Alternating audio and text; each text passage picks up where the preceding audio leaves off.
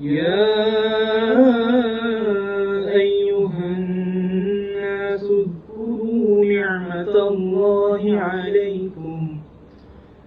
هل من خالق غير الله يرزقكم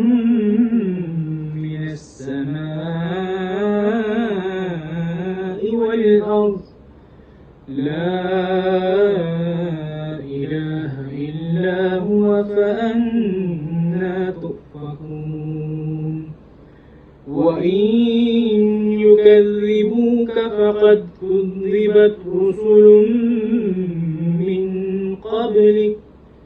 من قبلك وإلى الله ترجع الأمور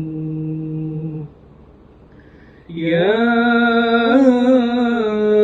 أيها الناس إن وعد الله حق